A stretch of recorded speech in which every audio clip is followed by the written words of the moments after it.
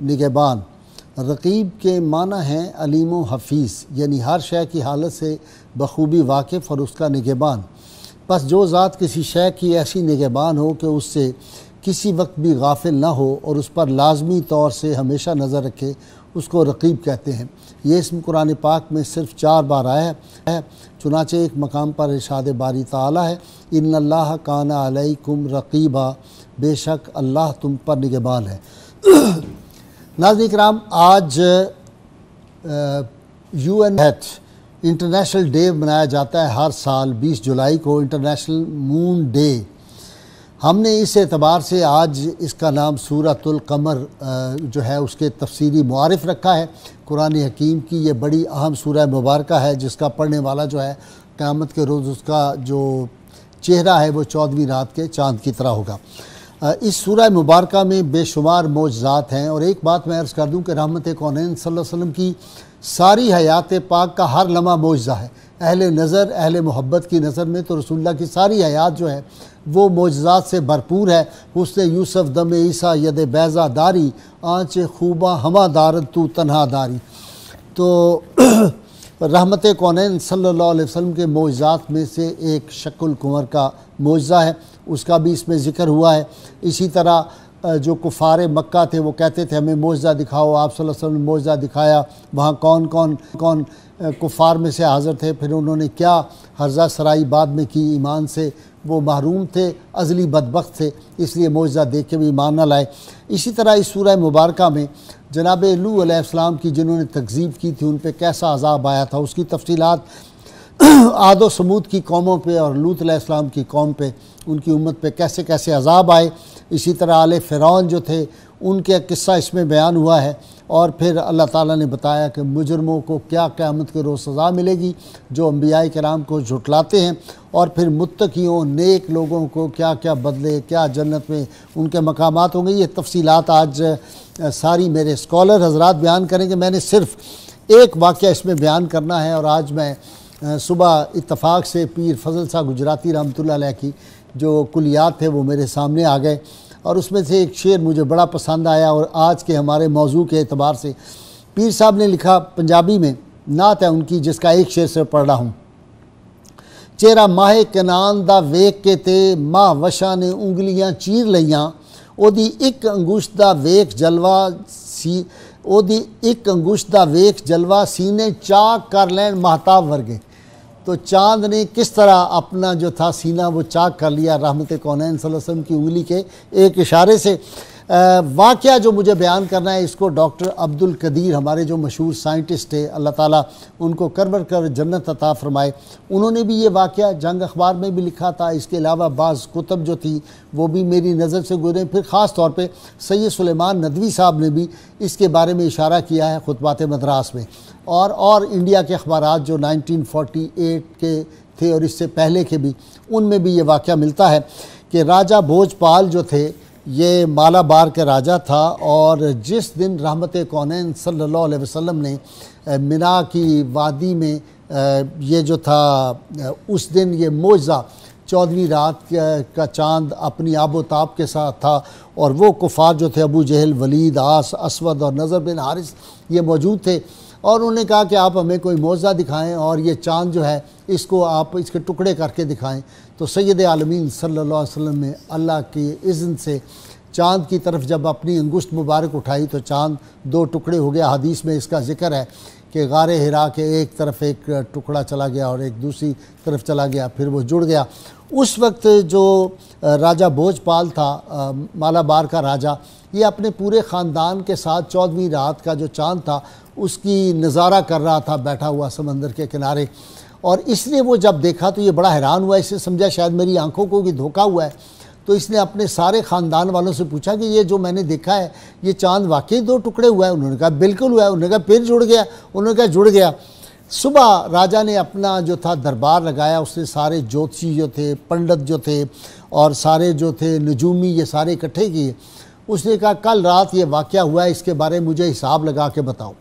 ان سب نے حساب لگایا، انہوں نے کہا اصل بات یہ ہے کتابوں میں لکھا ہوا ہے کہ آخری نبی جو ہوں گے پیغمبر اعظم و آخر صلی اللہ علیہ وسلم، عرب میں وہ جب ان کا ظہور ہوگا تو وہ چاند کو 2 ٹکڑے کریں گے، اور ہمارے حساب سے جو نجومیوں نے حساب لگایا انہوں نے کہا کہ ان کا ظہور ہو چکا ہے اور یہ ان کا معجزہ ہے، انہوں نے یہ چاند کو 2 ٹکڑے اپنے اشارے سے کیا ہے۔ راجہ کے دل میں بڑی محبت پیدا ہوئی، اس نے اپنے شہزادے کو بلایا، بیٹے کو بڑے کو، اور ساتھ 100 گارڈ اس نے دیے اور بڑے تحائف دیے۔ ان تحائف میں جو ہے یہ پان کے پتے بھی تھے۔ امیر خسرو رحمۃ اللہ علیہ نے اس کی طرف ایک شعر میں بڑا خوبصورت اشارہ فرمایا، انہوں نے لکھا، سبزی او قات برس و جزام بقول نبی وقت علیہ السلام۔ رحمت کونین صلی اللہ علیہ وسلم نے وہ جب آپ کی خدمت اقدس میں یہ شہزادہ یہاں سے چلا، 100 گارڈ اس کے ساتھ تھے، آپ صلی اللہ علیہ وسلم کی خدمت اقدس میں گیا، اس نے جا کے تحائف پیش کی اور ساتھ پان کے پتے بھی تھے، یہاں سے لے کے آیا تھا مالا بار سے، اور اس نے کہا کہ میرے والد گرامی نے آپ کی خدمت اقدس میں سلام بھیجا ہے۔ حضور صلی اللہ علیہ وسلم وہ تحائف لیے اور راجہ کے لیے بھی آپ نے دعا فرمائی اور اس بات کی تصدیق فرمائی، لوگوں نے بھی اس معجزے کی، تو وہ شہزادہ اسی وقت مسلمان ہو گیا، 100 گارڈ جو تھے وہ بھی مسلمان ہو گئے۔ آپ صلی اللہ علیہ وسلم نے اس کے ہاتھ کہا اپنے باپ کو میرا سلام کہنا۔ وہ شہزادہ جو ہے وہ جب واپس آتا ہے اور وہ اپنے ملک کی سرحد کے اوپر پہنچتا ہے تو اس کو پتہ چلا تمہارے باپ کی وفات ہو گئی ہے۔ شہزادے نے اپنے ساتھیوں سے کہا کہ ہم نے اپنے اسلام کا ابھی اعلان نہیں کرنا، میں جا کے پہلے اپنا حلف اٹھا لوں، میں سارا کنٹرول کر لوں سلطنت کو۔ وہ آیا واپس، حلف لیا، ساری اس کی تاج پوشی ہو گئی۔ جب اس نے مکمل ملک پہ کنٹرول کر لیا تو اس نے اعلان کر دیا کہ میں رحمت کونین صلی اللہ علیہ وسلم کی غلامی میں آ گیا ہوں، میں نے اسلام قبول کر لیا ہے۔ تو مورخین نے لکھا کہ اس وقت سے پھر یہ جو اسلام تھا ان سارے علاقوں میں جو پھیلا ہے، یہ سری لنکا ہو، یہ مالا بار ہو، یہ مدراس ہو، یہ سارے علاقوں میں پھر لوگ جو تھے کلمہ پڑھ کے مسلمان ہو گئے۔ تو رحمت کونین صلی اللہ علیہ وسلم کا یہ جو معجزہ ہے۔ پھر اس شہزادے نے ایک مسجد بنائی، جو مسجد آج بھی سمندر کے کنارے اسی طرح موجود ہے، اور اس بات کا ثبوت ہے تو امیر خسرو کا جو میں نے آپ کو سنایا، تو اس پہ روایت یہ ہے کہ آپ صلی اللہ علیہ وسلم نے جب وہ پان کا پتہ چکھا تو آپ نے ارشاد فرمایا تھا کہ یہ برس اور جزام میں جو ہے اس سے شفا ملتی ہے اس کو کھانے سے۔ تو آج میں نے صرف اتنا ہی اپنا انٹرو دینا ہے تاکہ لمبا نہ ہو جائے، کیونکہ آج میرا پینل جو ہے بہت عالم اور اسکالر حضرات پہ مشتمل ہے۔ میں تعارف کرا دوں، میرے شیخ الحدیث ہیں آپ ایک ادارے کے۔ میرے دوسرے مہمان سائنٹسٹ ہیں پروفیسر ڈاکٹر حافظ نعیم حفیظ صاحب، پروفیسر ڈاکٹر حافظ محمد رفیق صاحب ہیں، آپ ایک یونیورسٹی کے سینئر استاد ہیں۔ زندہ ہو گیا جی، آپ کی طرف آتا ہوں ڈاکٹر حافظ رفیق صاحب۔ یہ پہلے تو مجھے بتائیں یہ انٹرنیشنل مون ڈے ہے کیا؟ جی بہت شکریہ غازی صاحب۔ چاند تو ہر مہینے چڑھتا ہے، 14 دن ہم دیکھتے ہیں، پھر وہ اترتا چلتا جاتا ہے۔ جی یہ یو این او نے ریزولوشن پاس کی تھی کہ ہر سال 20 جولائی کو ہم مون ڈے منایا کریں گے۔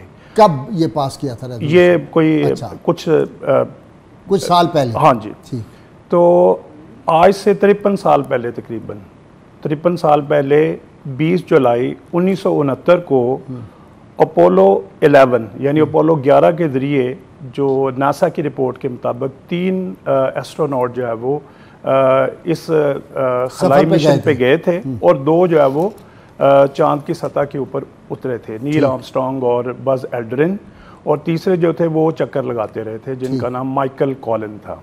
تو یہ اس ڈے کو سیلیبریٹ کیا جا رہا ہے انٹرنیشنل حوالے سے۔ تو اگر ہم یہ چاند ہمارے لیے بہت سے پہلوؤں سے جو ہے وہ بڑا امپورٹنٹ ہے، جس کے مختلف پہلو ہو سکتے ہیں، میں چند ایک کو گنوا دیتا ہوں، لیکن اگر وقت ہوگا تو پھر اس کا جو ہے وہ ادبی پہلو کہ ہمارے ادب میں چاند بہت زیادہ استعمال ہوتا ہے، سارے دنیا کے ادب میں۔ جی بالکل، ساری دنیا کے۔ چاند کو نکال دیا جائے تو سارا ادب ہی بیٹھ جائے، ساری شاعری بیٹھ جائے۔ جی ہاں جی، تو ایک تو اس کا یہ پہلو ہے، دوسرا اس کا اثراتی پہلو ہے۔ ایک یہاں پہ بات ناانصافی ہو جائے گی، میں اپنا عقیدہ بیان کر دوں آپ چاروں کے سامنے، پانچوں کے سامنے۔ میں وہ شاعر نہیں جو چاند کہہ دوں ان کے چہرے کو، میں ان کے نقش پا پر چاند کو قربان کرتا ہوں۔ جی اب بات کرتے ہیں۔ جی تو اس کا اثراتی پہلو ہو سکتا ہے کہ چاند کی وجہ سے جو مخلوقات ہے اس کے اوپر کیا اثر ہے۔ اس کا سائنسی پہلو ہو سکتا ہے کہ سائنس اس کے بارے میں کیا کہتی ہے، اور اس کے علاوہ اس کا تجزیاتی پہلو ہو سکتا ہے کہ چاند کی جو سطح ہے اس کے اوپر کیا چیزیں ہیں، اور ہم اس کو کس طرح سے دیکھتے ہیں. کیا وہاں حیات ہے, ہم وہاں جا سکتے ہیں, رہ سکتے ہیں؟ تو بعض لوگ میں نے دیکھے جو چاند پہ زمین جو ہے وہ اپنا کر رہے تھے پلاٹ جس نے لینا ہے, ایسے بھی فراڈ ہوئے ہیں. جی ایسے ہیں, وہ ایک آدمی ہے اس نے یہ کیا ہوا پلاٹ بیچ رہا ہے باقاعدہ طور پر.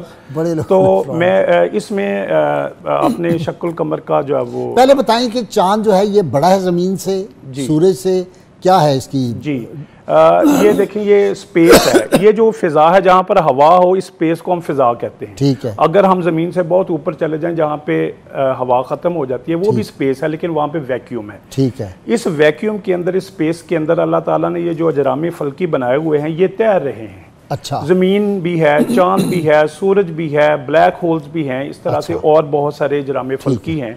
تو یہ نا زمین کے گرد جو ہے وہ چاند گھوم رہا ہے. ٹھیک ہے. تو زمین ایک پلینٹ ہے, جو چیز پلینٹ کے گرد گھومے گی اس کو ہم سیٹلائٹ کہتے ہیں. ٹھیک ہے. چاند کیونکہ انسان نے نہیں بنایا, یہ اللہ تعالیٰ نے بنایا, تو یہ نیچرل سیٹلائٹ ہے, یہ اس کے گرد گھوم رہا ہے. اس کی دو طرح کی موشن ہے, ایک اس کی سپن موشن ہے اور اس کی ایک آربیٹل موشن ہے, یعنی یہ اپنے گرد بھی گھوم رہا ہے اور جب وہ زمین کے گرد بھی یہ گھوم رہا ہے. اسی وجہ سے اس کی فیزز ہمیں نظر آتی ہیں کہ کبھی یہ لاٹو ہے, وہ خود گھوم رہا ہے, اور جو کبھی وہ اس طرح چکر لگا رہا ہے. یہ ہے, تو اس کی وجہ سے جو ہے وہ ہم وقت کا حساب کرتے ہیں, اور بھی بہت ساری چیزیں وابستہ ہیں. میں نے آپ کو یہ بتایا, میری کوشش ہوگی کہ یہ جو شق القمر کا واقعہ ہے یا معجزہ ہے, یہ معجزہ جو ہے وہ اس کو معجزے کے حوالے سے ڈیل کرنا چاہیے. آپ اس کو سائنٹیفک پرنسپل تھوڑا بہت تو سمجھنے کے لیے کر سکتے ہیں. یہ جو معجزہ ہے اس کا ذکر قرآن پاک میں ہے, جو بذات خود ایک معجزہ ہے.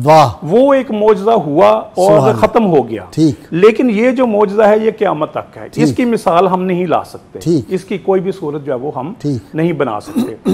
اب انسان جب آسمان کی طرف دیکھتا ہے تو اس کو سب سے زیادہ جو روشن چیز نظر آتی ہے وہ چاند ہی نظر آتا ہے. لوگ جو ہے وہ سوتے تھے چھتوں کے اوپر اور باتیں کرتے تھے, اس کی شکل کو دیکھتے تھے, اس کے اندر کوئی کہتا تھا کوئی بڑھیا ہے, کوئی کہتا تھا کوئی چاند گاڑی وغیرہ وغیرہ. یہ جو تجسس ہے نا, یہ انسان میں تحریک پیدا کرتا ہے کہ اس کے بارے میں جانا جائے یہ کیا ہے. تو زمین کے جو بالکل قریب ایک یہ جسم ہے وہ قریب ترین یہ ہے, یعنی یہ جو قریب ترین جو ہے وہ چاند ہے. اور یہ آپ کہہ سکتے ہیں اس کا جو ریڈیس یا رداس ہے وہ زمین اس سے 3.56 ٹائم جو ہے وہ بڑی ہے, یعنی زمین بڑی ہے, چاند اس سے چھوٹا ہے. یہ میں نے اس کو نیچرل سیٹلائٹ کا, انسان نے خود بھی ترقی کر کے جس کے ذریعے سے ہم پروگرام دیکھ رہے ہیں, تو مین میڈ سیٹلائٹ بھی ہیں, وہ آرٹیفیشل سیٹلائٹ ہے. ایک نہیں ہے, کئی ہزاروں ہیں جو کہ اوپر گھوم رہے ہیں. کئی بس ہو گئے, اوپر ایک بہت بڑا جنک یارڈ ہے, سمجھے ملبہ ہے, جو کہ ویسے ہی سپیس میں حرکت کر رہا ہے. وہ ایک الگ ایشو بن گیا. اگر وہ کہیں گر گیا تو پھر کیا ہوگا, لیکن وہ ابھی گھومتا رہے گا. اچھا, اب میں جو ہے وہ قرآن پاک کی طرف آتا ہوں کہ یہ سفر جو ہے وہ کس طرح سے, قرآن کا پہلو کیا ہے اور یہ سفر کیسے شروع ہوتا ہے. اب ہم وہاں پر جا تو نہیں سکتے, یہ پرانی بات کرتا ہوں. یہ سب سے پہلے گیلیلیو, اس کو گلیلیو لوگ یہاں کہتے ہیں, لیکن میں وہاں یورپ میں پڑھتا رہا ہوں تو وہ گیلیلیو کہتے ہیں. اس نے گلیلیو جس کو کہتے ہیں, ہاں جی, وہ اٹیلین سائنٹسٹ, اس نے سب سے پہلے دوربین بنائی تھی. اچھا. تو اس نے چاند کی سطح کا جو وہ مطالعہ کیا, جس کو ہم کہتے ہیں وہ جو دبے ہمیں نظر آتے ہیں بیسیکلی وہ گڑھے ہیں, اس کے اوپر پہاڑ ہیں. تو انہوں نے سب سے پہلے, یہ سفر پھر رکا نہیں, یہ آگے آگے آگے جو ہے وہ چلتا رہا. اب میں تھوڑا سا قرآن کی طرف آتا ہوں. تو قرآن کی جو سورۃ رحمان ہے 27ویں پارے میں, اس کی آیت نمبر ہے 33. ٹھیک ہے. تو یہ سورہ قمر کی اگلی آیت سورہ رحمان ہی ہے. جی ہاں جی, متصل اس کے. جی میں مختلف جگہ پہ نہ جوڑوں گا. میں کوشش کروں گا کہ پہلے تو ایک بات ہے کہ آپ اس کو ذکر بیان کریں گے, کوئی مانے گا کوئی نہیں مانے گا, لیکن میں نے غور کیا, جتنے بھی میری عمر ہے اس میں نے یہ دیکھا ہے کہ یہ جو ہمارا کلمہ طیبہ ہے نا, یہ قابل غور بات ہے. تو میں اس کے سفر کے ساتھ ہی جو ہے وہ لوگ چل رہے ہیں. آپ کہیں گے یہ کیسے؟ 3 طرح کی مین کیٹیگریز ہیں لوگوں کی دنیا میں. ایک وہ لوگ ہیں جن کا سفر ہے لا الہ, دوسرے وہ ہیں جن کا سفر ہے لا الہ الا اللہ, اور تیسرے وہ لوگ ہیں جن کا سفر ہے لا الہ الا اللہ محمد رسول اللہ. اب لا الہ والے کیا ہیں کہ کوئی معبود نہیں ہے, ٹھیک ہے, یعنی ان کا الہ کے اوپر کسی کو مانتے ہی نہیں, وہ اللہ کو بھی نہیں مانتے. ہاں, دوسرے یہ ہیں جن کا سفر ہے لا الہ الا اللہ, کہ کوئی معبود نہیں ہے لیکن اللہ ہے. اور تیسری وہ کیٹیگری ہے جو کہتے ہیں لا الہ الا اللہ محمد رسول اللہ. جب آپ محمد رسول اللہ تک پہنچیں گے تو جو انہوں نے فرمایا, جو کتاب لے کے آپ اس پہ ایمان لائیں گے. اور قرآن پاک کے اوپر آپ کا ایمان مکمل نہیں ہوگا جب تک آپ ایمان بالغیب نہیں ہوگا. اگر آپ نہیں لائیں گے تو اس میں بے شمار چیزیں. تو میں ذکر کر رہا تھا کہ سورہ رحمان 33 اس میں ہے یا معاشر الجن والانس ان استطعتم ان تنفذوا من اقطار السماوات والارض فانفذوا لا تنفذون الا بسلطان. اس کا میں مفہوم بیان کرتا ہوں کہ اللہ تعالیٰ کی ذات نے انسان سے اور جنات سے کے گروہ سے جب وہ مخاطب ہوا ہے کہ اگر تم آسمانوں اور زمین کی حدوں کو پھلانگ سکتے ہو تو پھلانگ جاؤ، لیکن بنا غلبے اور زور کے تم نکل نہیں سکتے. یہاں اللہ تعالیٰ یہ ہمیں راستہ دکھا رہا ہے کہ یہ زمین کی جو کشش ثقل ہے اس سے باہر نکلنے کے لیے آپ کو جو ہے وہ زور لگانا پڑے گا. یہاں پر جو ہے وہ راکٹ کا کانسیپٹ آتا ہے. زمین کی جو کشش ہے یہ ہمیں نیچے کی طرف کھینچتی ہے، اس کو ہم نے اس کے اوپر غالب آنا ہے. یہاں پر ایک کانسیپٹ ہے سائنس کا کہ اسکیپ ویلوسٹی. اگر آپ نے زمین کی حد سے باہر نکلنا اور واپس دوبارہ آپ نہ آئیں تو آپ کو جب وہ 11.3 کلومیٹر پر سیکنڈ کی رفتار سے باہر نکلنا ہوگا.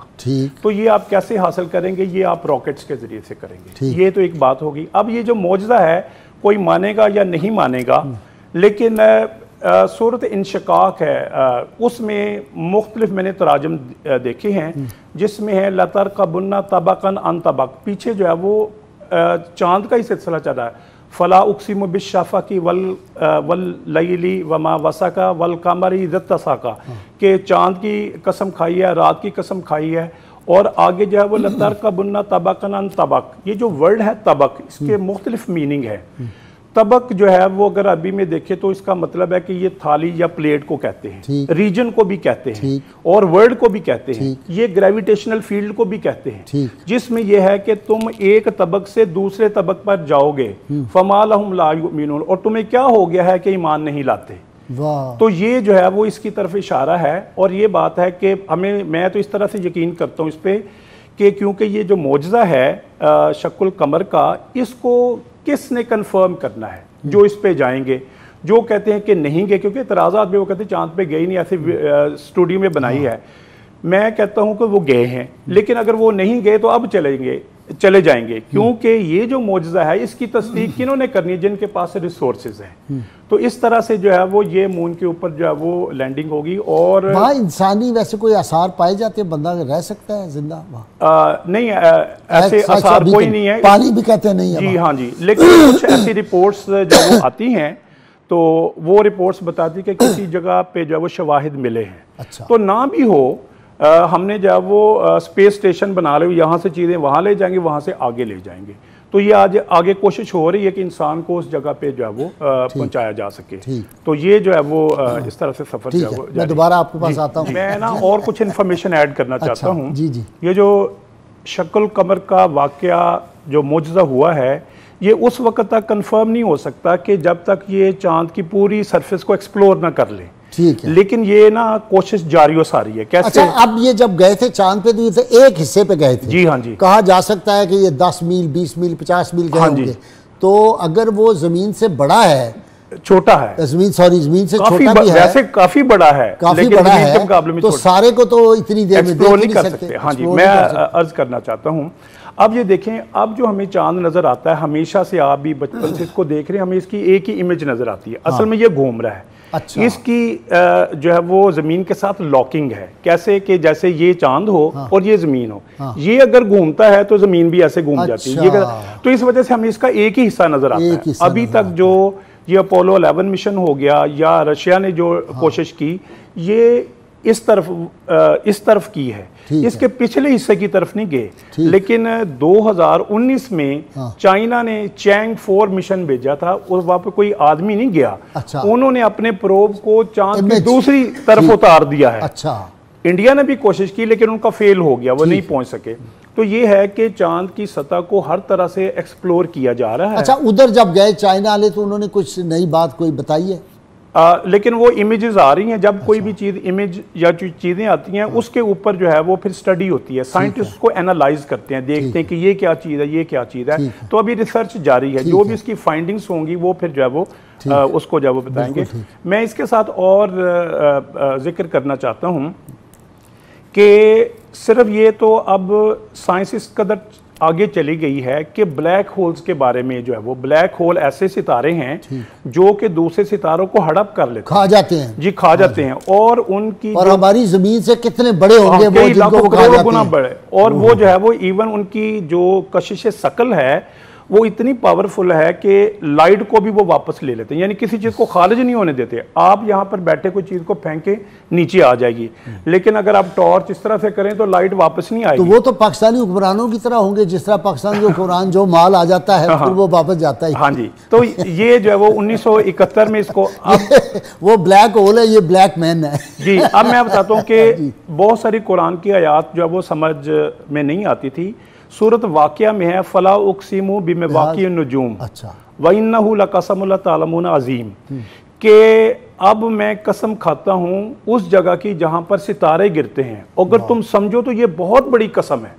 اللہ تعالیٰ نے زور دیا ہے کسی چیز کی طرف توجہ دلانے کے لیے۔ اب بلیک ہولز کے اوپر جب ریسرچ ہو رہی ہے، کیونکہ اب ہم مختلف قسم کی خوردبینیں ہم نے دوربینیں اوپر بھیج دی ہیں، جیسے ہبل ہے یا ایک ابھی پچھلے ہفتے تھا کوئی کہ بھیجا ہے اوپر، اور انہوں نے کوئی آگے چاند سے بہت آگے جا کے کوئی دنیایں دریافت کر رہے ہیں۔ جی آگے تک اب اس کو آپ سمجھیں دنیا اتنی بڑی ہے، اگر اس کو یوں سمجھیے یہ ہمارے بڑی خوشی کی بات ہے کہ ہم ایکسپلور کرتے جا رہے ہیں، لیکن اگر کسی گاؤں میں اخبار آتا ہو اور مہینے بعد آتا ہو تو وہ ہمیں تو کوئی ایسا نہیں لگے گا یہ ایسی بڑی بات ہے، لیکن وہ پڑھیں گے تو وہ بڑے خوش ہوں گے چاہے مہینہ پہلے کی خبر ہو۔ صحیح۔ اب وہ اتنی دور ستارے سیارے ہیں، گیلیکسیز ہیں کہ وہاں سے یہاں تک آتے آتے سگنل جو ہے وہ ستارے پیدا ہو کے برباد بھی ہو گئے، ہمیں اب پتہ ہے۔ لیکن چلے ہمیں یہ خوشی ہے کہ یہاں سے ہمیں یہ پتہ چلتا ہے کہ اللہ تعالیٰ کی ذات نے کہاں کہاں پہ کیا کیا چیزیں جو ہے وہ بنا رکھی ہیں۔ تو یہ اب زیادہ تر توجہ جو ہے وہ بلیک ہولز کی طرف جو ہے وہ انسان کی ہے کہ ہم اس کو دیکھیں کہ اس کے اندر کیا ہے۔ اصل میں بلیک ہولز کے اندر یہ جو فزکس کے لاز ہیں وہ کسی جگہ پہ جا کے فیل ہو جاتے ہیں۔ جس طرح سے یہ ہمارے بگ بینگ ہوئی، یہ کائنات وجود میں آئی، اس کو اگر اس کی ویڈیو کو ریورس چلائیں تو جہاں پہ اس کا آغاز ہوتا تو وہاں پر بھی جا کے لاز جو ہے وہ فیل ہو جاتے ہیں۔ اس کا مطلب جو ہمارے فزیکل لاز ہیں وہ خاص ڈومین میں کام کرتے ہیں، اس کے علاوہ جو بیانڈ اس کے لیے یہ کام کرتے ہیں۔ تو جو جہاں پر جو اس لیے وہ کہتے ہیں نا صوفیاء کے جہاں پہ یہ فزکس فزیکل ورلڈ ختم ہوتی ہے، میٹا فزکس وہاں سے ابتدا ہوتی ہے اس کی۔ جی تو یہ انشاءاللہ جیسے جیسے آگے ریسرچ بڑھے گی تو یہ اچھی طرح سے ایکسپلور ہوگا، تو اور بہت ساری چیزیں اس کو ذرا میں اس طرح سے بتانا چاہتا ہوں۔ پنجابی کا ہے تو کوٹیشن، لیکن میں اس کو اردو میں کروں گا۔ نہیں آپ پنجابی میں بتائیں۔ پنجابی میں یہ ہے کہ سجا تو ہوئے کھبے نو تے کھبا تو ہوئے سجے نو، ٹھیک، یعنی یہ اس کو کرتا ہے۔ اس طرح سے جو مذہب ہے یا قرآن پاک ہے یہ تحریک پیدا کرتا ہے سائنسدانوں کے لیے کہ جستجو کرو دیکھو، وہ جو تحقیق کر کے آتے ہیں تو وہ اس کو سپورٹ کرتا ہے، یہ اس کو کرتا ہے، تو اس طرح سے یہ کام چلتا ہے۔ آپ اس کو ڈینائی نہیں کر سکتے۔ سائنٹسٹ تو جب وہ بہت تعداد میں وہ تو دیکھیں نا، سائنس تو ایک چیز آج کہہ رہی ہے تو کل وہ کہتے ہیں کہ نہیں وہ بات غلط تھی، اب نئی آ گئی، یہ چیز آ گئی تھی۔